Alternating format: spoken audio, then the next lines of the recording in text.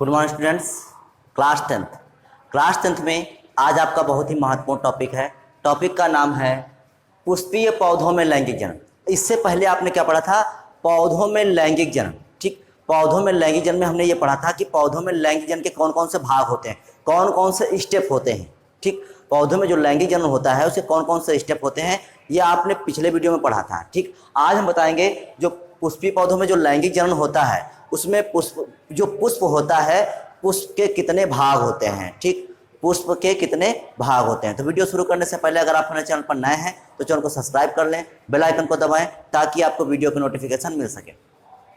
देखिए, पुष्पीय पौधों में लैंगिक जनन, sexual reproduction in flowering plants. ठीक, तो देखिए जो पुष्प होता है, जैसे हमारे पास एक फ्लावर है, ये पुष्प है, और पुष्प जो होता है वो पौधे की जनन इकाई होता है। मतलब पौधे में जो फर्टिलाइजेशन या जो रिप्रोडक्शन होता है वो उसकी जो यूनिट है, जो उसकी इकाई है वो क्या है? पुष्प है। तो पुष्प जो होता है पौधे की जनन इकाई है। मतलब कौन पौधे की जनन इकाई कौन है? तो पौधे की जनन इकाई पुष्प है, तब फ्लावर होता है। आवृतबीजी पौधे, आवृतबीजी पौधे का मतलब क्या होता है? एंजियोस्पर्म। एंजियोस्पर्म का मतलब क्या है कि ऐसे पौधे जिनके बीजों पर या बीज जो होते हैं बीजों पर आवरण पाया जाए, अर्थात बीज जो होते हैं वो फल के अंदर पाए जाएं। तो जब बीज फल के अंदर पाए जाएंगे तो इसको बोलते हैं आवृत बीजी पौधे। ठीक, आवृत बीजी पौधों में नर जननांग पुमंग होता है। कौन होता है? यहाँ पर देखिए, यहाँ पर ये लिखा है पुमंग। तो जो आवृत बीजी पौधे होते हैं उसमें नर जननांग कौन होता है? पुमंग होता है। और जो मादा जननांग होता है कौन होता है? जायांग होता है। देखिए यहाँ पर ये चौथा भाग इसका जायांग है। तो पौधों में नर जननांग कौन होता है? पुमंग, और मादा जननांग कौन होता है? जायांग।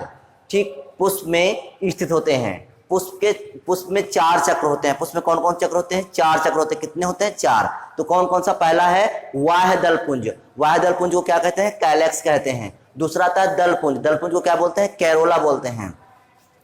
तीसरा आता है पुमंग। पुमंग को क्या कहते हैं? एंड्रूसियम कहते हैं। क्या कहते हैं इसको? एंड्रूसियम कहते हैं। चौथा भाग आता है जायांग। जायांग को क्या कहते हैं? स्त्री केसर बोलते हैं। स्त्री केसर को इंग्लिश में क्या बोलते हैं? गैनीशियम बोलते हैं।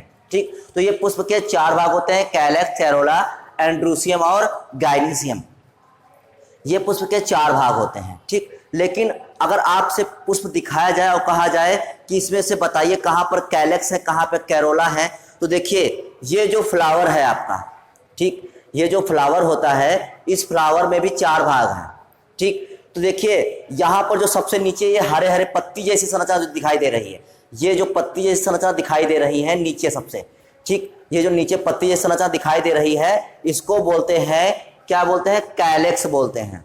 ठीक, कैलेक्स। लेकिन जो यहाँ पर ये पूरा समूह है इसका पत्तियों के जैसा, इसको बोलते हैं कैलेक्स। इसके समूह को बोलते हैं कैलेक्स। ठीक, और जो इसका केवल अगर एक सिंगल पार्ट लिया जाए, केवल एक पत्ती जैसी संरचना ली जाए तो इसको बोलते हैं आपका सेपल। क्या बोलते हैं इसको? सेपल। देखिए यहाँ पर लिखा है कैलेक्स, इसको क्या बोलेंगे? सेपल। तो यहाँ पर कैलेक्स क्या है हमारा? ये पूरा जो समूह है इसे बोलेंगे कैलेक्स। ठीक, और इसकी एक इकाई को क्या बोलेंगे? सेपल बोलेंगे। दूसरा भाग आता है कैरोला। ठीक, कैरोला इसमें लिखे पुष्प का दूसरा चक्र होता है या रंगीन या रंगहीन होता है। देखिए इसमें जो पीले पीले जो दिखाई दे रहे हैं आपको, ये क्या है? यहाँ पे कैरोला है। क्या है ये? कैरोला है, जो पीले पीले दिखाई देते हैं। तो किसी में पीले होंगे, किसी में लाल होंगे। जैसे गुलाब होता है तो उसमें लाल पंखुड़ियां होती हैं, गुड़हल में लाल होती हैं। ठीक, इस प्रकार से ये कलरफुल होते हैं। या फिर सफेद भी हो सकते हैं। क्या सफेद फ्लावर नहीं होता है? तो जिसमें सफेद फ्लावर होता है, जिसमें व्हाइट फ्लावर होता है, तो वो रंगहीन होता है। तो ये कैसे? ये रंगीन या रंगहीन दोनों प्रकार के हो सकते हैं। ये पुष्प का कैसा चक्र है? ये पुष्प का दूसरा चक्र होता है। ठीक, अब आता है तीसरा भाग एंड्रूसियम। एंड्रूसियम मतलब पुमंग। देखिए इसमें तो नहीं दिखाई देता है। जो गुड़हल होता है, गुड़हल में आपने देखा होगा कि जो पीले पीले लगे होते हैं, गुड़हल के जो शीर्ष भाग होता है उसमें पीले पीले लगे होते हैं, तो उसका जो पूरा समूह होता है, ठीक, उसको बोलते हैं पुमंग। और पुमंग की एक इकाई क्या होता है? पुमंग की जो एक इकाई होती है उसको बोलते हैं पुंकेसर। क्या बोलते हैं इसको? पुंकेसर, स्टेमन बोलते हैं। ठीक, अब आता है गैनीशियम। गैनीशियम हम आपको इसमें से समझाने क्योंकि इसमें से आप दिखाई नहीं देता है। ठीक, तो इसका शुरू करते हैं। ये फ्लावर आपने देख लिया, अब आगे शुरू करते हैं इसको। देखिए पहला पुष्प पौधों की जनन इकाई है, हम आपको बता ही चुके हैं। पुष्प पौधों की जनन क्या होता है?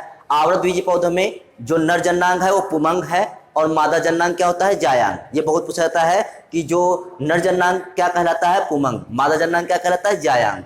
पुष्प में ही स्थित होते हैं, मतलब ये नर जननांग और मादा जननांग कहाँ स्थित होते हैं? पुष्प में ही स्थित होते हैं। पुष्प में 4 चक्र होते हैं, ठीक। पहला वाह्य दलपुंज, ठीक, वाह्य दलपुंज। अब देखिए यहां पर देख लेते हैं, इसमें लिखा हुआ है पहला वाह्य दलपुंज, कैलेक्स, ठीक। कैलेक्स को क्या बोलते हैं? वाह्य दलपुंज बोलते हैं। देखिए जो इसका पूरा समूह होता है उसको क्या बोलते हैं? कैलेक्स बोलते हैं।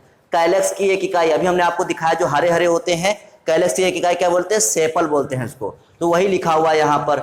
यह पुष्प का प्रथम चक्र होता है, ठीक, जैसा कि हमने देखा ये पुष्प का प्रथम चक्र होता है। यह हरे रंग की पत्ती जैसी रचना होती है, मतलब पत्ती नहीं होती है, पत्ती जैसी रचना होती है।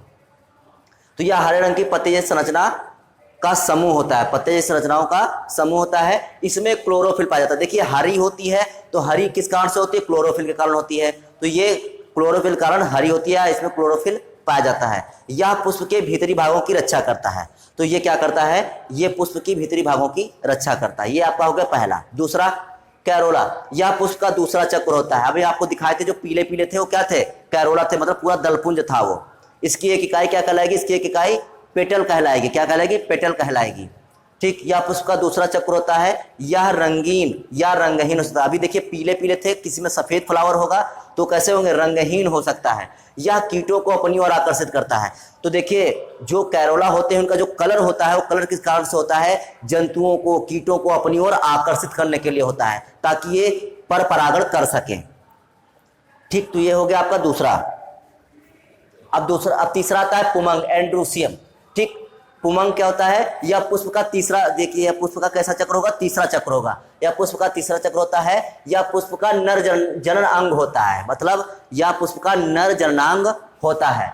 इसकी एक इकाई पुंकेसर कहलाती है। मतलब देखिए परागकोश और पुतंतु जब दोनों आपस में मिलते हैं तो एक संरचना बनती है जिसको क्या बोलते हैं? जिसको बोलते हैं पुंकेसर। और पुंकेसर किसकी इकाई है? तो पुमंग की इकाई है। मतलब पूरा जो समूह कहलाएगा वो पुमंग कहलाएगा, और उसका जो केवल एक भाग है, अगर एक पार्ट ले ले उसका, तो क्या कहलाएगा? पुंकेसर कहलाएगा, ठीक। पुंकेसर को क्या बोलते हैं इंग्लिश में? स्टेमन बोलते हैं, स्टेमन कहते हैं।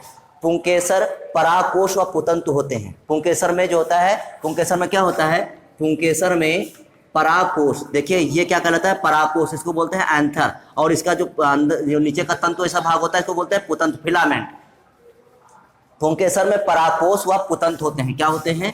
परागकोश व पुतंत होते हैं, ठीक। परागकोश में नर युग्मक अर्थात परागकण बनते हैं। जो परागकोश होता है उसमें क्या बनते हैं? उसमें परागकण बनते हैं, ठीक। ये हो गया आपका तीसरा चक्र। चौथा आता है जायांग या स्त्री केसर, इसको इंग्लिश में बोलते हैं गैनीशियम। यह पुष्प का चौथा चक्र होता है। यह पुष्प का कैसा चक्र है? चौथा चक्र है गैनीशियम। देखिए गैनीशियम में क्या होता है? आपका जो नीचे का फूला भाग है इसको बोलेंगे अंडाशय।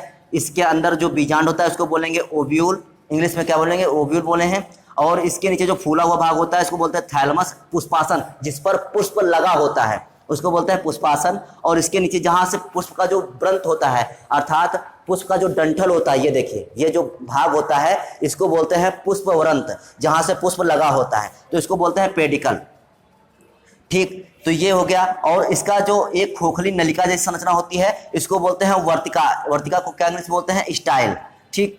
इसका ऊपरी जो चिपचिपा भाग होता है इसको बोलते हैं वर्तिकाग्र, इसको इंग्लिश में बोलते हैं स्टिग्मा। तो इन सबको मिलाने से क्या बनता है? हमारा जायांग बनता है। बस यही लिखना है इसमें। यह पुष्प का चौथा चक्र होता है।